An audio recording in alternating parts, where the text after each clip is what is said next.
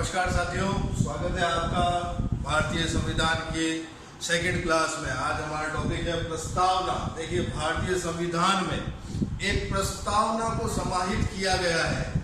प्रस्तावना की भाषा को भारतीय संविधान में ऑस्ट्रेलिया के संविधान से लिया गया है। ऑस्ट्रेलिया के संविधान से प्रस्तावना को लिया गया है। जैसा कि मैंने आपको पिछले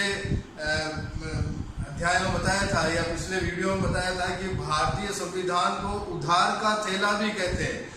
इसका मतलब हुआ है कि विभिन्न देशों के संविधानों से कुछ न कुछ अपने उपयोग की सामग्री को लिया गया है।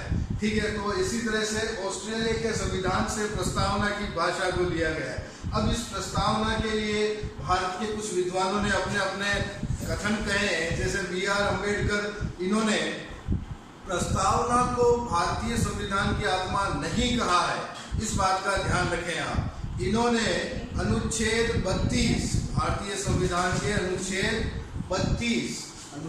32 को, जिसे हम संवैधानिक उपचारों का अधिकार कहते हैं, उसे भारतीय संविधान की आत्मा कहा है। जबकि K.M. मुंशी जी ने, इन्होंने भारतीय संविधान की राजनीतिक कुंडली इस प्रस्तावना को कहा है। फिर उसके बाद बात करें N.A. पालकीवाला ने इस प्रस्तावना को संविधान का परिचय पत्र या आइडेंटिटी कार्ड कहा है।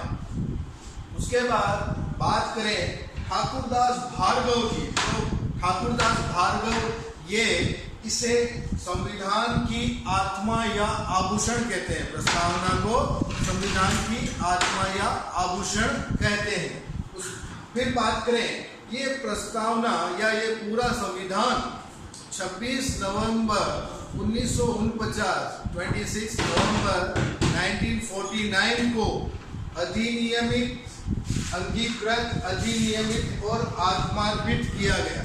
26 नवंबर 1949 को ये संपूर्ण संविधान अंगीकृत, अधिनियमित और आत्मार्पित किया गया है। उसके बाद विस्तृत विवेचना के अंदर हम अगर प्रस्तावना की विवेचना करें या इसका वर्णन करना चाहें तो इसे हम कुछ भागों में बांट देते हैं, जो हमारी सुविधा की दृष्टि से ठीक होगा इसको समझना। तो वो है, पहला भाग यदि बात करें तो घोषणात्मक भाग की बात करें कि भाई भारतीय संविधान के अंदर जो प्रस्तावना है ये क्या घोषणा करती है। जैसे कि हम भारत के लोग, संविधान की प्रस्तावना का जो प्रथम स्टार्टिंग होती है या शुरुआत जो होती है, उसके अंदर ये लिखा हुआ है कि हम भारत के लोग, यानी हम भारत के लोग, ये भारत की एकता को दिखाता है। सबसे बड़ी बात तो भारत की एकता को दिखाता है। और इस संविधान को बनाने में हम ही लोग हैं, यानी हम भारत के लोग ही हैं। तो इसे हम एक घोषणात्मक भाग कहते हैं, यानी हम ही घोषणा करते हैं कि हम हमारे देश की शासन व्यवस्था को इस प्रकार से संचालित करेंगे। और जो ये शब्द है, ये वाक्य जो है, ये जो हम भारत के लोग, ये लिया गया है अमेरिका के संविधान से। कहाँ से लिया? अमेरिका के संविधान से। फिर उसके बाद जब उद्देश्य भाग की बात करें तो उद्देश्य भाग के अंदर देखिए, संपूर्ण प्रभुत्व संपन्न, इसको एक गणराज्य कहा है।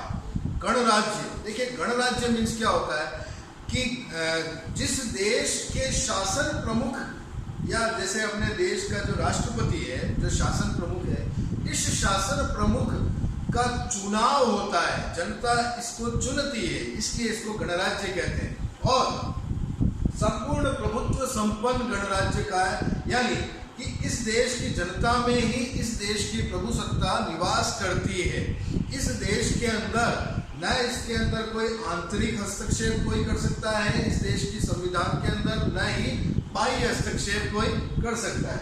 फिर उसके बाद समाजवाद की बात करें तो इसके अंदर देखिए समाजवाद के कुछ लक्षण दिखते हैं। जैसे कि देश के अंदर संविधान किसी भी व्यक्ति या नागरिक के साथ किसी भी आधार पर, जैसे जाति, वर्ग, वर्ण, लिंग, नस्ल, इसके आधार पर कोई भेदभाव नहीं करेगा, सभी व्यक्ति समान है। उसके बाद पंथनिरपेक्ष की बात करें, पंथनिरपेक्ष यानी किसी देश का, या अपने भारत देश की बात करें तो भारत देश का कोई अपना एक राष्ट्र धर्म नहीं है, न हिंदू धर्म है, न मुस्लिम धर्म है, न ईसाई धर्म है। भारत की दृष्टि में या भारत के संविधान की दृष्टि में सभी धर्म समान है, बराबर है। इसलिए और भारत की शासन व्यवस्था ऐसी होनी चाहिए कि सभी धर्मों को बराबर सम्मान या बराबर मान्यता दी जाए और प्रत्येक नागरिक को ये अधिकार दिया जाए कि वो अपनी स्वेच्छा से जिस धर्म का अनुसरण करना चाहे वो उसको, या जिस पंथ का या जिस संप्रदाय का अनुसरण करना चाहे उसको पूरी छूट मिले या स्वतंत्रता मिले। फिर बात करते हैं लोकतंत्रात्मक। देखिए लोकतंत्रात्मक में जनता के शासन से संबंधित है कि यहाँ ये जो शासन व्यवस्था है ये जनता द्वारा जनता के लिए और जनता के द्वारा जनता के लिए ही ये शासन व्यवस्था स्थापित की गई है। अतः ये शासन व्यवस्था बनाने में जनता का ही सहयोग है। उसके बाद गणराज्य की मैं आपको ऊपर ही बता चुका हूँ कि गणराज्य में देश के शासन प्रमुख का चुनाव किया जाता है, उसे चुना जाता है, न कि वह किसी वंश पर या किसी और आधार पर शासन प्रमुख बनता है। तो उसके बाद हम बात करें, देखिए विवरणात्मक भाग की बात करें कि प्रस्तावना के अंदर विवरणात्मक भाग कहाँ दिखता है। प्रस्तावना के अंदर 3 न्याय की बात की गई है, जैसे सामाजिक न्याय, आर्थिक न्याय और राजनीतिक न्याय। सामाजिक न्याय जैसे किसी भी आधार पर भेदभाव किए बगैर सभी व्यक्तियों को बराबर न्याय की उनके साथ बराबर न्याय किया जाए, संविधान ऐसा होना चाहिए। आर्थिक न्याय की बात करें, प्रत्येक व्यक्ति को अपने रोजगार के अवसर प्राप्त करने का अधिकार प्राप्त हो, उसे अपनी मनपसंद का रोजगार चुनने का और करने का अधिकार दिया गया है भारतीय संविधान के अंदर। फिर राजनीतिक न्याय की बात करें तो राजनीतिक न्याय के अंतर्गत हम कह सकते हैं कि प्रत्येक नागरिक को वयस्क मताधिकार का अधिकार दिया गया है। वयस्क मताधिकार जैसे मैंने आपको पिछले वीडियो में बताया था कि वह अधिकार, वोट देने का अधिकार, जो कोई नागरिक, भारतीय नागरिक जो 18 वर्ष की आयु पूर्ण कर चुका है या 18 वर्ष का है, उसे वोट देने का अधिकार दिया गया है।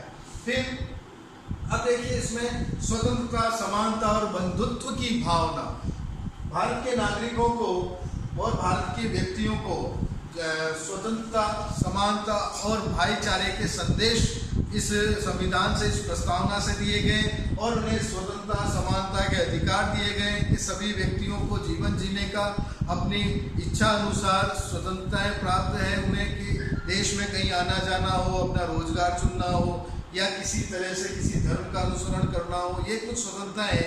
यानी ये लगभग 6 तरह की स्वतंत्रताएं भारतीय संविधान ने सभी नागरिकों को, व्यक्तियों को दी है।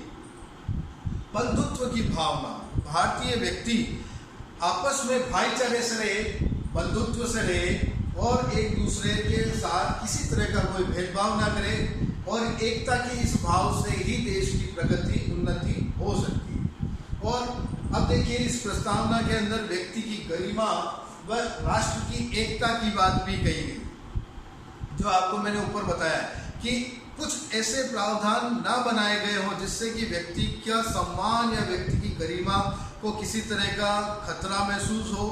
उसकी पूरी गरिमा, उसके सम्मान को बनाए रखने के लिए इस प्रस्तावना के अंदर ऐसे प्रावधान किए गए जिससे उसकी गरिमा को कोई ठेस ना पहुंचे और जिससे प्रत्येक व्यक्ति आपस में एक साथ रहना सीख सके, चाहे वो किसी धर्म का हो, किसी वर्ण का हो, किसी जाति का हो।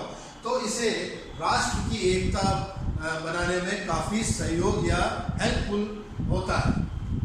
अब देखिए एक 42वां संविधान संशोधन हुआ था, आपको ये बात भी बता देता हूँ। 42वां संविधान संशोधन 42 अमेंडमेंट, 42वां संविधान संशोधन 1976 में हुआ था। उस संविधान के अंतर्गत इस प्रस्तावना में अब तक केवल एक ही बार संशोधन हुआ है और उस संशोधन के अंदर इस संविधान में 3 शब्द जोड़े गए, जो है अखंडता, समाजवाद और पंथ निरपेक्ष।